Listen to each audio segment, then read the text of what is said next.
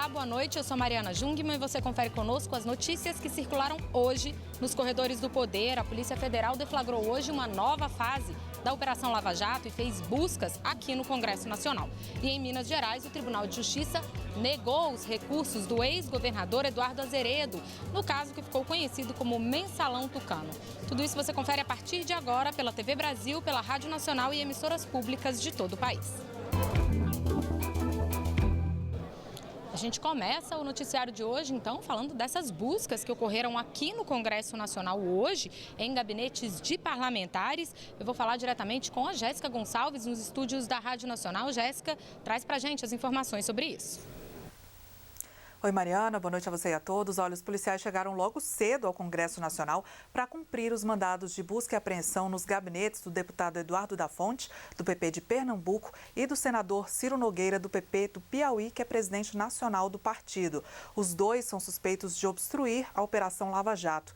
Eles teriam tentado comprar o silêncio de um ex-assessor que estaria colaborando com as investigações. Foram mais de 6 horas de busca nos gabinetes. A demora na busca ocorreu porque os agentes copiaram todo o conteúdo dos computadores dos gabinetes, em vez de levar os equipamentos, como costuma ser feito em outras operações. Ao todo, a Polícia Federal cumpriu 9 mandados de busca e apreensão com o objetivo de recolher provas de suposta obstrução à justiça praticada pelos parlamentares. As buscas também foram feitas nas residências do deputado e do senador em Brasília, Recife e Teresina. A operação foi autorizada pelo ministro do Supremo Tribunal Federal, Edson Fachin, a pedido da Procuradora-Geral da República, Raquel Dodge. Há também um mandado de prisão contra um ex-parlamentar em Boa Vista, Roraima. Como a operação ocorre sob sigilo, não foi possível confirmar o nome do alvo do mandado de prisão. A informação da Procuradoria-Geral é que este ex-parlamentar era quem intermediava as negociações para silenciar o ex-assessor ou fazê-lo mudar o depoimento com pagamento de despesas e até ameaças. Além da investigação sobre obstrução de justiça, os parlamentares Ciro Nogueira e Eduardo da Fonte são alvos juntos de um inquérito derivado da Lava Jato sobre a existência daquilo que seria uma organização criminosa no âmbito do PP, envolvendo ainda outros políticos do partido. O advogado Antônio Carlos de Almeida Castro, Cacai, que defende Ciro Nogueira, informou que o senador está fora do país e que não teve acesso a informações sobre a operação, mas ressaltou que o parlamentar sempre colaborou com a Justiça. O deputado Eduardo da Fonte, em nota, informou que está à disposição da Justiça e que confia no Judiciário. Mariana. Obrigada, Jéssica Gonçalves. Realmente, essas buscas em gabinetes de parlamentares aqui no Congresso não são exatamente uma novidade no que se refere à Lava Jato, né? Mas realmente, como a Jéssica comentou, hoje chamou a atenção essa demora nas buscas. Normalmente, a Polícia Federal chega aqui por volta de 6 horas da manhã. Hoje foi o caso, chegou um pouquinho depois das 6, mas só que normalmente por volta das 10, 10 e pouco, os policiais já foram embora e hoje ficaram até bem mais de meio-dia aí. Bom, o presidente aqui da Câmara dos Deputados, Rodrigo Maia, quando chegou, comentou sobre essas buscas. Ele foi questionado se foi informado, disse que sim, foi informado previamente que as buscas aconteceriam e que ele lamenta, mas faz parte da democracia. Acompanhe um trechinho do que disse Rodrigo Maia hoje. A Justiça e o Ministério Público cumprem o seu papel e a Câmara continua o seu trabalho. Ninguém, como eu disse, não é um ato que nos deixa feliz, mas na democracia é assim, todos podem ser investigados, né? Porque a gente espera que no final, né, o deputado Dudu tenha todas as condições de fazer sua defesa e mostrar que não tem responsabilidade pelo que há indício nesse momento para a investigação. Também no âmbito da Operação Lava Jato aconteceram algumas decisões judiciais bastante importantes hoje e quem vai trazer as informações sobre elas para a gente é a Carolina Pimentel, na redação da Agência Brasil, né, Carol? Boa noite.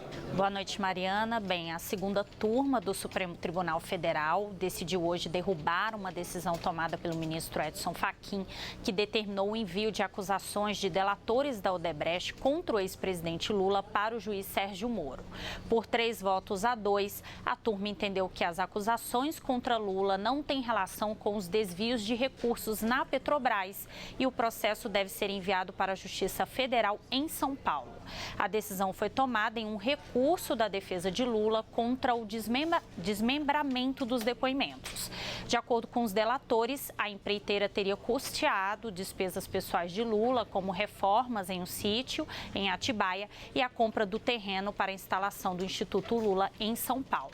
O ex-presidente nega as acusações. Ainda sobre decisões do STF, o ministro Celso de Mello liberou para julgamento a ação penal contra o deputado federal Nelson Meurer, do PP do Paraná.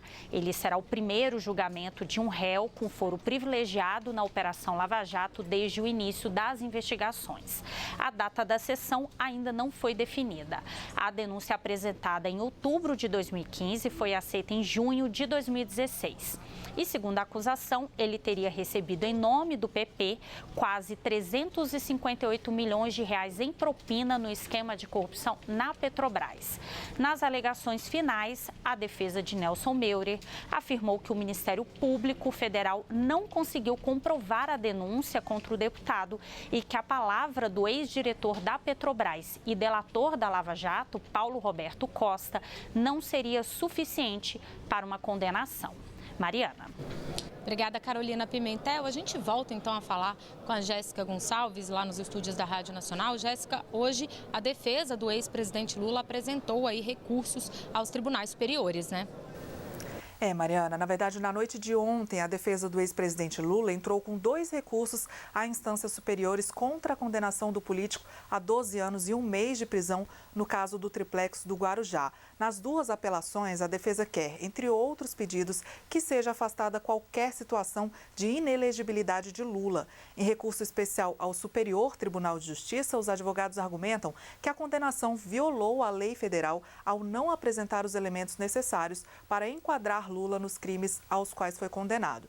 A defesa também apresenta um recurso extraordinário ao Supremo Tribunal Federal, argumentando que existiram violações constitucionais no processo, entre elas que Lula não teve garantida a sua presunção de inocência. Caberá agora à vice-presidente do TRF4, desembargadora Maria de Fátima Laberrer, analisar se os recursos atendem aos requisitos necessários antes de serem encaminhados ao STJ e ao STF. Mariana. Obrigada, Jéssica Gonçalves. E olha, por falar em tribunais superiores, hoje 2 ministros, o ministro Gilmar Mendes e o ministro Luiz Fux, do Tribunal Superior Eleitoral, participaram de um evento em São Paulo. Falaram também sobre esse caso do ex-presidente Lula. Vanessa Casalino, lá na redação em São Paulo, né, Vanessa? Quem vai contar pra gente? Sim, Mariana, boa noite para você, boa noite a todos. O ministro do Supremo Tribunal Federal, Gilmar Mendes, participou de um evento sobre notícias falsas aqui em São Paulo e disse que o ex-presidente Lula pode ter a pena de 12 anos e 1 mês de prisão reduzida em uma análise eventual pelo STF. Isso porque, segundo Gilmar Mendes, o tribunal pode entender que Lula não teria praticado o crime de lavagem de dinheiro. Acompanhe. Uma coisa é o sujeito receber dinheiro e depois fazer uma série de medidas para escondê-lo, não é? Então o tribunal diria corrupção e lavagem, ou neste caso em que se aparentemente recebeu já de fato o benefício, se haveria essa imbricação. Isso vai ser discutido certamente. Poderá haver, portanto, uma redução de pena? Se o tribunal disser que não houve o crime de lavagem, obviamente que dirá que só subsiste o crime de corrupção. Ainda na avaliação de Gilmar Mendes, o Tribunal Regional Federal da 4ª Região teria se precipitado ao determinar a prisão do ex-presidente Lula. Isso porque, para o ministro, os possíveis recursos ainda não haviam se esgotado no tribunal. No mesmo evento, promovido pela revista Veja, o presidente do Tribunal Superior Eleitoral, Luiz Fux, afirmou que uma liminar do STF poderia permitir que um condenado em segunda instância participasse da eleição. Sem mencionar o ex-presidente Lula, Fux lembrou que o TSE está abaixo do Supremo Tribunal Federal. O acesso ao judiciário é uma cláusula pétrea, uma garantia fundamental de todo cidadão. Então, evidentemente que se o Supremo Tribunal Federal definir uma liminar o TSE vem abaixo dele, aí de novo aquela regra, né? Manda quem pode e obedece quem tem juízo. Se o Supremo Tribunal Federal emitir uma ordem, eu terei necessariamente de cumprir.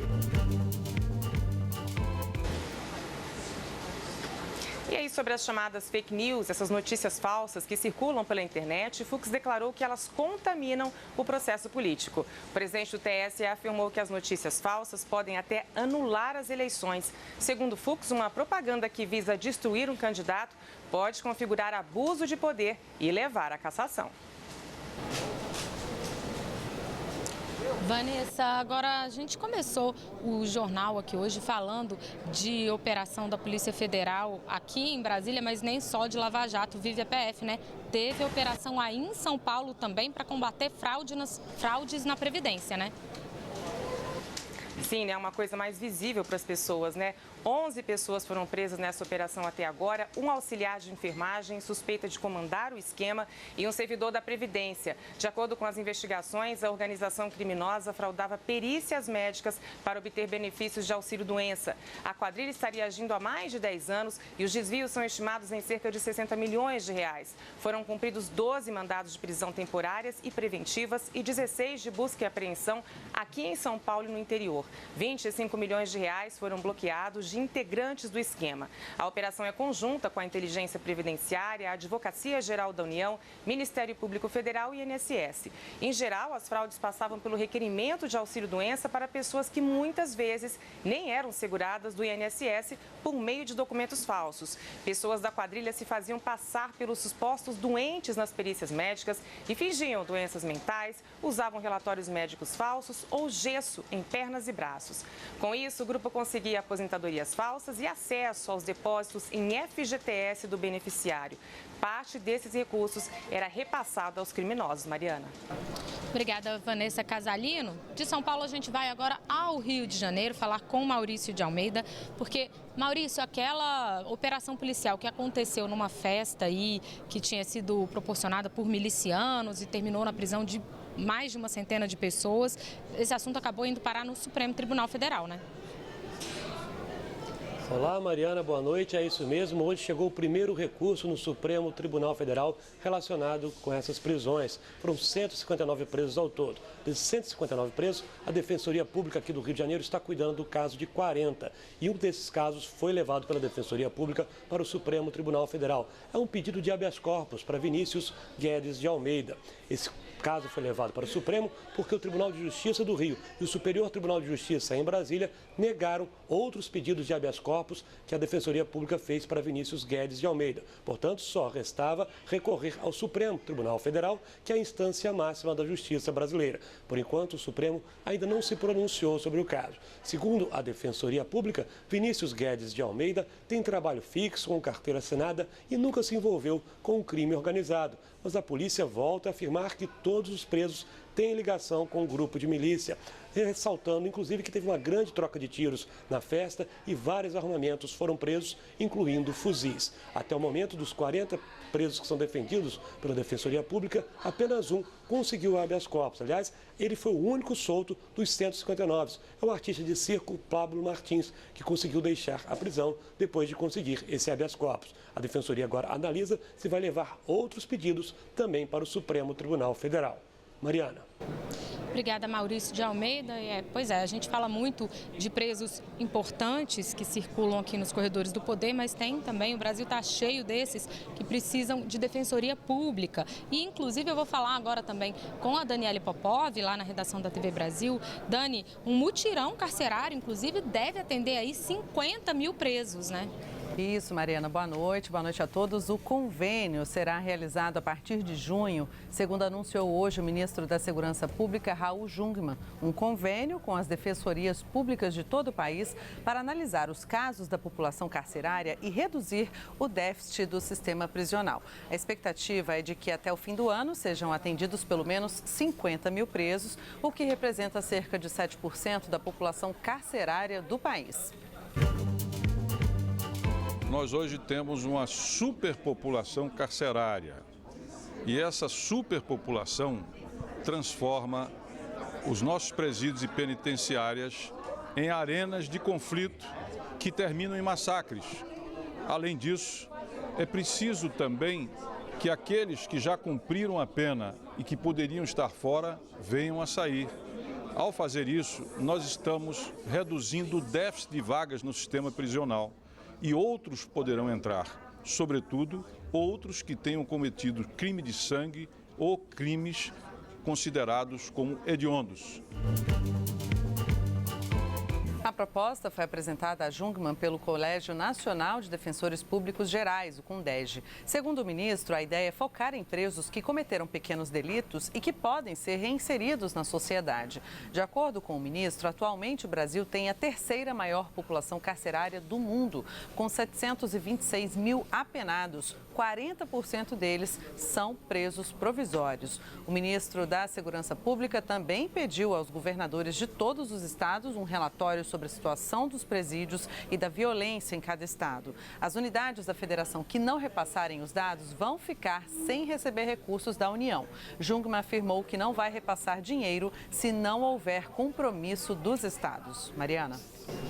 Obrigada, Daniele Popov. E olha, no próximo bloco a gente vai continuar falando de prisões, decisões judiciais, porque o Tribunal de Justiça de Minas Gerais negou hoje mais um recurso do ex-governador de Minas, Eduardo Azeredo, em segunda instância. É daqui a pouquinho que a gente fala disso. Já volto.